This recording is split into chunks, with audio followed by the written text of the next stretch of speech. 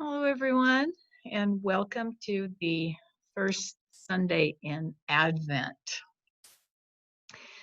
Advent is the time of year where we prepare for Christmas, or I could say where we prepare once again for the birth of the Christ Spirit within us. Advent has 4 Sundays in it. The first one is hope or faith, and then we have peace, love, and joy. Most people focus on hope during the first week in Advent. But in unity, we actually go along with the view that faith is the assurance of things hoped for, and we contemplate both hope and faith as we actually prepare ourselves spiritually for this time of Christmas. I was reading an article from Reverend Kurt Condra a couple days ago, and he says that we could think of it as a hope faith continuum. Hope arises when we glimpse a new possibility. These glimpses can inspire us to make positive changes. They can motivate us to adopt new ways of thinking and behaving. When we increase our hope on this continuum, as he says, we then enter the realm of belief. We have belief because we have an intellectual understanding of how a thing works. We may actually believe because it's what we've been taught. The challenge is that it's possible to have two contradictory beliefs at the same time.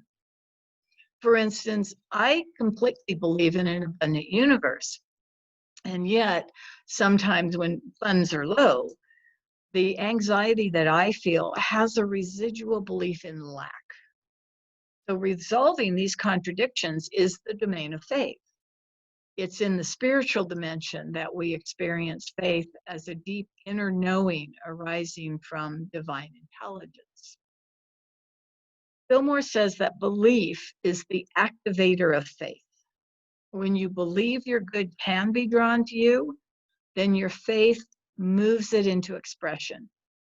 This is why affirmations may need to be repeated many times until you believe them. When your subconscious accepts your affirmations, you as a spiritual being give God permission to move through you as a fulfillment.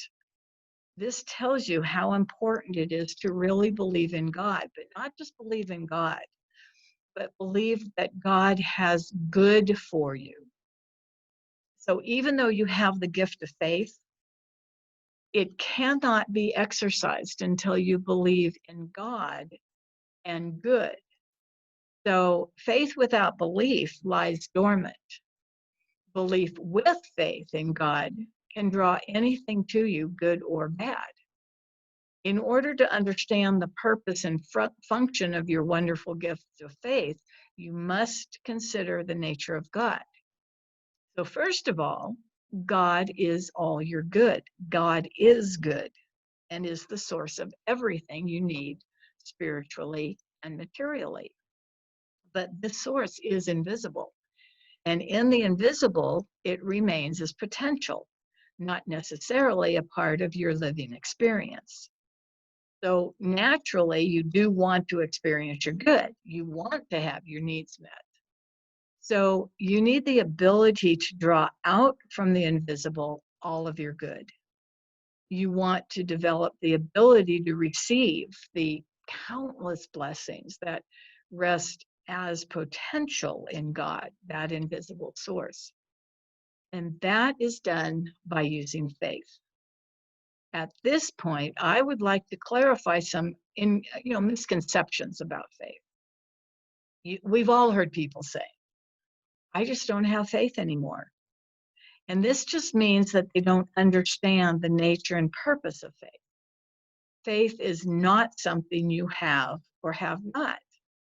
Faith is a God-given quality. One of the 12 powers, as Charles Fillmore calls them, or the 12 aspects that make up our spiritual nature. You do not have faith because you are faith. It's one of the characteristics that you have that is likened to God. So we have to understand that we are creations of God. And therefore, everything, every aspect of God is what we have inside of us. It's who we are. So God is faith, and you are faith. God is the power that brings good from the invisible to the visible, and you have that power in you, the God in you, to bring forth your good from the invisible divine energy. So faith is not something you have or have not. It is your God-given ability to draw your good from the invisible to the visible. What happens, though, after we have drawn our good in? First of all, since still this Thanksgiving time, do we give thanks for that good? Are we exuberant for a while and then seem to forget that the good has taken place and just go on to the next thing for ourselves? And then when something comes up again, do we then once again go back to that place of going back to worrying about something? And then we move to hope that we'll overcome something or get something. And then to a belief that it could happen. And then once again, we go back to faith that it will happen. Or does each time that we move through this scenario, we develop a deeper and deeper trust in the invisible power of God to supply all of our wants, needs, and desires? Does our faith actually grow over time to a knowingness that before it is asked, it's already given? And this is where true faith resides. This is a knowingness that resides deep within us that only grows over time as we put our faith to work for us. As we do this, something very special happens to us, something that most of us do not think about. And this only comes about through working faith in our lives on a constant basis to the point that it has become ingrained in every cell of our body. It's called the beauty of faith. And this is not something that you can touch or taste. It is something that you can actually see and hear. Have you ever seen the look on a child's face when they tell you something very profound that only an aspect of faith would make it possible? That look is a look of pure faith, and it has a softness to it. There's a joy to it, actually a serenity to it, and it actually has a beauty to it. Have you ever seen a person in the throes of some crisis, and yet they have a look of contentment about them that cannot be described? There's a peacefulness, a softness, even a sense of joy about them. When you ask them how they can be so content, they just say, why should I worry? God's taking care of it. But not in a flippant way. They have a sparkle in their eye, and there's a peacefulness about them. And that is faith. And their demeanor shows the beauty of the deep faith within them. Have you ever seen the look on a dying person who has a great belief in God in heaven?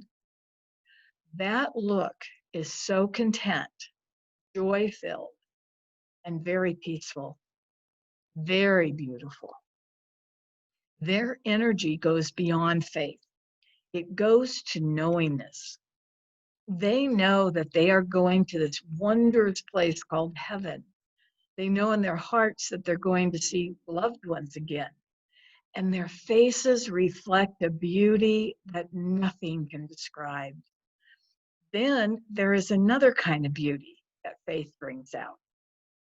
You know, these past several years, we have had so many fires in California and all across our country. Hundreds of thousands of people have lost their homes, family members, been evacuated. But something has happened that shows what faith is all about, the beauty of community. People from all over coming together to assist one another in a time of need, a faith that all will be well in time, holding firm that only good can come out of this. And that good has been the love and support of friends and family, even strangers coming forth to help. The smiles on each of their faces is a beauty that cannot be described. You know, when we worry, our bodies tense up, our faces harden, our breathing gets shallow, our tempers get short. And basically, all the energy around us seems to change, to get stuck, to harden. When we begin the process of going first to that place of stating our belief that there is a God inside of us to help us out, and then to that place of remembering all the times that the source of good has assisted us, that sparks that level of faith that all will be well once again, no matter what. And that's when the beauty of faith takes over. Our bodies relax, our faces relax, we can take deep breaths again, and we find we have more patience. The energy around us once again begins to flow. That deep beauty of faith that I have been describing is available to each and every one of us. Each one of us is able to have this incredible deep faith in life, in God, in Source, that each of the people described has. So how do we get there? By putting our attention more and more each and every day on the God inside of us. That source, that one, that I am presence that resides in all of us is the bringer of all our good. As Jesus once stated, it is not I, but the Father within that does the work. So today, as we celebrate this first week of Advent in preparation for Christmas, I invite you to look in the mirror at some time. And what do you see? Do you see a face filled with worry and concern over what's happening in the world?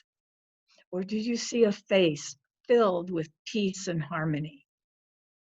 The one filled with peace and harmony is the face of a person who is bringing their faith to the surface. It is the face of a person who inwardly knows that God, Source, is handling all things and that all things are working for their good, no matter what they look like right now. So I leave you with this thought today from Hebrews 11:1.